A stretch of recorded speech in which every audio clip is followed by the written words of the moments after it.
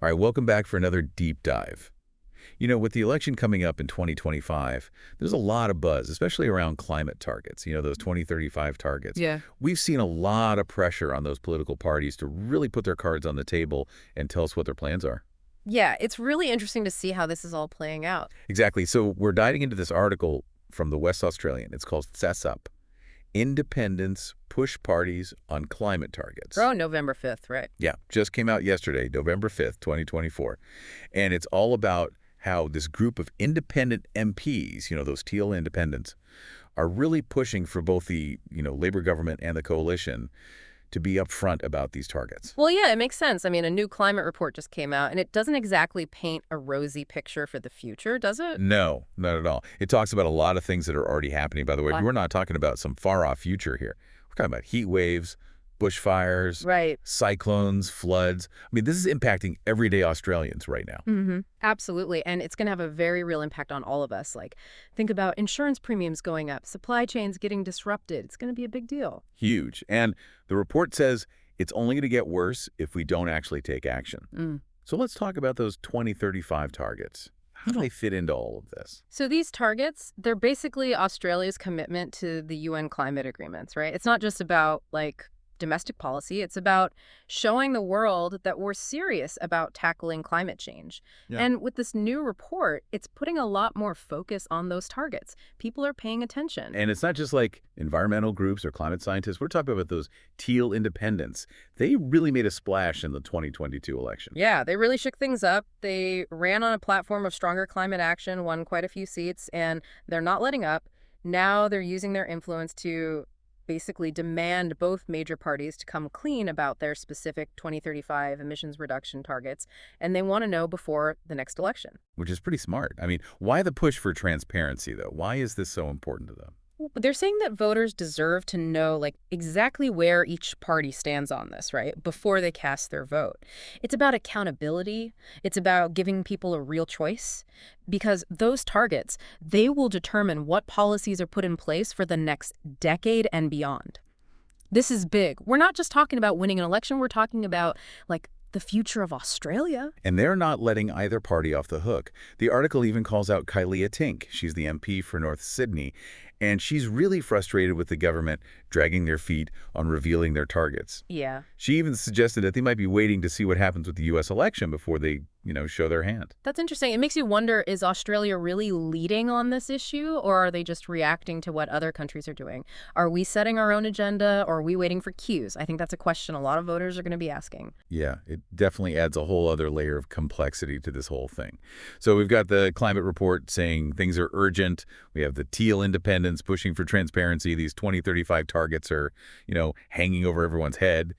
But what does this all mean for, the average person, the average Australian? Well, one of the big things the report highlights is the rising cost of living. Climate change is already pushing up prices, like we talked about before. Insurance, electricity. Food even. Exactly, and it's likely to get worse as these extreme weather events become more frequent and severe. So this isn't just about saving the planet for future generations, it's about protecting people's livelihoods right now. It's hitting people's wallets today. Absolutely, and that's why these 2035 targets are so important. They're not just numbers on a page, they represent actions, real actions that will have a real impact on people's lives and, how much money they have in their pocket at the end of the day. The decisions made based on these targets, they're going to shape how Australia adapts to this changing climate and how we mitigate the damage. We're talking about investing in renewable energy, making homes and businesses more energy efficient, and supporting those communities that are already feeling the heat, so to speak. It's a huge undertaking, and the stakes are pretty high. Absolutely. And it's important to remember that there are different approaches to reaching these targets. The article mentions that the coalition might be leaning on nuclear energy as a key part of their strategy. Which, is controversial to say the least, and with such a tight timeline. It is, yeah. Building nuclear power plants takes a long time. It's expensive, and there are concerns about safety, and what to do with the waste. It's a long-term solution, and some people are saying it's just not feasible to get it done in time to meet these 2035 targets. So it's not just about, like, do you support climate action? It's about, like, how are you going to actually get there, and is it even realistic? In the Yeah. details, right? Exactly. And that's where voters need to pay attention. Don't just accept vague promises or slogans, Ask the tough questions, demand specifics. Because at the end of the day, it's the voters who will decide which path Australia takes. And there's this other player in all of this. The article mentioned the Climate Change Authority. They're, the independent body that advises the government on climate policy. What's their role in all this? So right now, they're working on recommendations for what those 2035 emissions reduction targets should actually be. Their advice is going to be really important for the government when they're putting policies together. And it gives, an independent assessment of how Australia is doing. But hasn't the government, like, ignored their advice in the past? Yeah, there have been times when that's happened. They've pushed for stronger targets for policies that put a price on carbon emissions. But those recommendations have faced a lot of pushback, political pushback, and haven't always been implemented. So even though they're the experts, it doesn't necessarily mean the government will listen. Right. It's up to the government to decide what they're going to do. But the Climate Change Authority plays a crucial role. They give independent, evidence-based advice, and they hold the government accountable. They say, hey, this is what you said you were going to do. Are you actually doing it? So there's a lot going on here. It's complicated. There's the climate report that paints a pretty dire picture. We have the teal independents who are, not messing around. They're demanding action.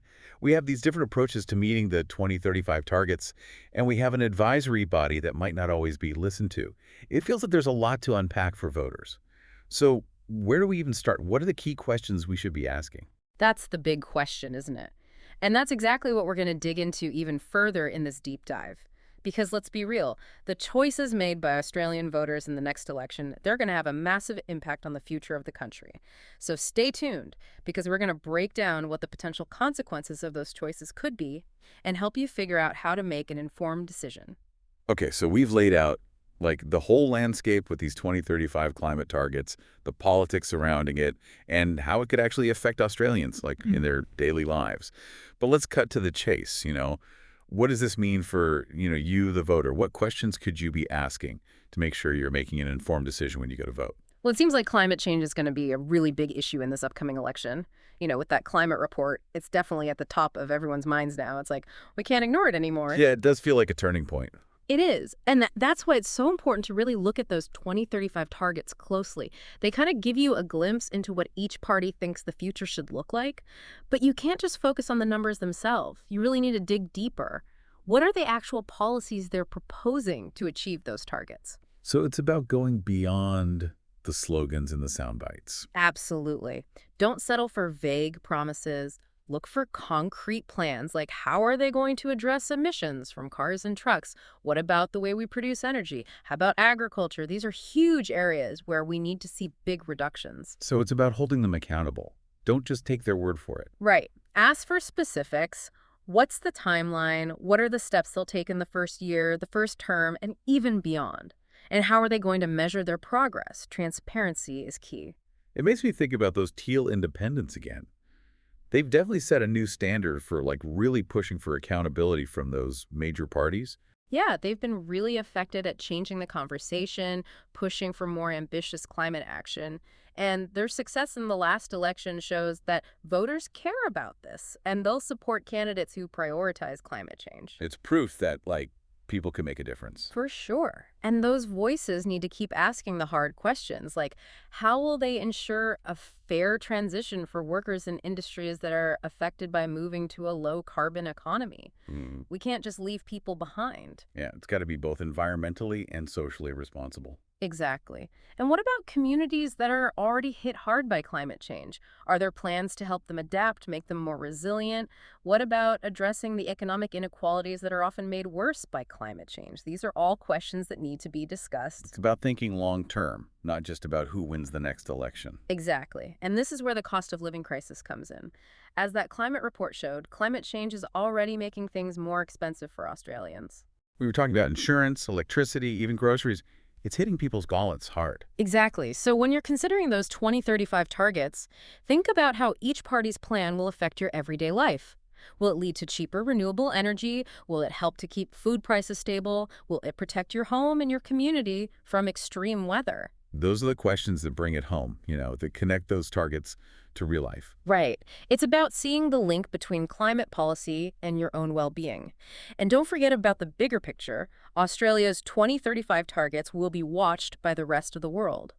They'll show how committed we are to tackling this global problem. Do we want to be seen as leaders or followers? That's a really good point. Our decisions have an impact beyond Australia. They do. And it starts with asking the right questions. Don't be afraid to challenge the candidates, demand details, and hold them accountable for their promises. The future of Australia, and really the future of the planet, depends on it. It's a lot to think about, but it's clear that this election is about more than just politics as usual. It's about what kind of future we want to build. And that future is in your hands. Well, we've really dug deep into these 2035 climate targets. Yeah, we have. It's a complex issue. There's a lot of political back and forth, and honestly, it can feel a little overwhelming. But here's the thing. You don't need to be like a climate scientist Right. or a political expert to actually make an informed choice when you go to vote. Yeah, it's really about making that connection. Those big targets, what do they actually mean for you? Your life, your community, what kind of future do you want for Australia? We talked about, the urgency of this climate crisis. Right. The teal independents are really, putting the pressure on. There's different ways to get to those targets. And all of this is going to affect, like, how much things cost, the cost of living. And this is not just about, checking a box to say that Australia is doing its part on a global agreement. These are choices, and they're going to have an impact for years to come. Yeah. I mean, those 2035 targets, they're like a roadmap. For the next 10 years, even longer. They're going to shape how Australia adapts to climate change, how we protect communities, and how we create a more sustainable future. Yeah, and it's easy to get caught up in all the political stuff, the speeches and the promises and all that. But at the end of the day, this is about real people, farmers dealing with these droughts, coastal communities, sea levels rising, Yeah. families who are already struggling, and now things are getting even more expensive. And we can't forget about the opportunities, too. Clean energy means new jobs, new technology, healthier communities. It's not just about avoiding a crisis, it's about building a better Australia. So what do we do with all of this now that we've gone through all of this? Your voice matters. That's the first thing. Talk to people about this, your family, your friends. Ask the candidates those tough questions, the ones running in your area. Let them know this is important to you. Hold them accountable. Don't just let them get away with, empty words. Exactly. This isn't about, like, picking a side. It's about demanding action and making sure that whoever we elect is working towards a future that, we can all be proud of. Yeah. And this is just the beginning, this deep dive. There's so much information out there, reports, local initiatives. Keep learning, keep asking questions, keep talking about it. Yeah, the future isn't something that just happens to us. We make it by the choices we make, Yeah. As individuals and as a country. That's right. So when you go to vote in 2025, remember that your vote is powerful. Use it wisely, think about it carefully, and use it to demand a future where Australia doesn't just survive, it thrives. This has been a deep dive into Australia's 2035 climate targets. Hopefully you found it useful, informative, and hopefully empowering. Yeah, and keep asking those tough questions. Keep pushing for action and a better future. Thanks for joining us, and we'll catch you next time.